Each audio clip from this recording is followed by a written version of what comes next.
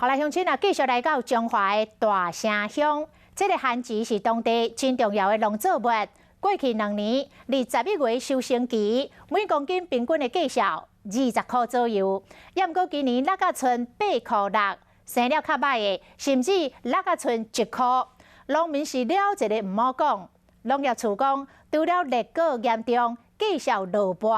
上主要是农民看到进前这几年价销好，大量累种，产量伤多，销到袂起，这嘛是价销大败市真主要的原因。挖出来番薯拢比手骨较粗，放入这个窑内面去烘。中华大城，这是台湾番薯的重要产地。因为今年番薯的价销卖无工钱。即摆拢1块左右尔，卖到了，你嘛是比佫了较济啊。对啊，50斤，75块。50斤75块呢。来到山地75。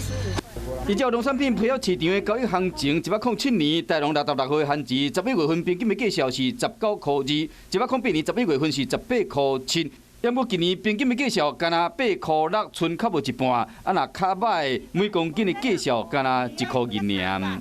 前几年的价格有时候1公斤来到20块，所以今年种植的面积就会比较多。农业处讲，今年虽然有发现大城种番薯的面积为去年528公顷增加到差不多是700公顷，因为番薯无像高丽菜呢有警示的机制，无到即时通报予农民知影。加上今年气候影响，这个番薯有较歹，价销当然无好。目前已经通报农委会尽量要研究对策。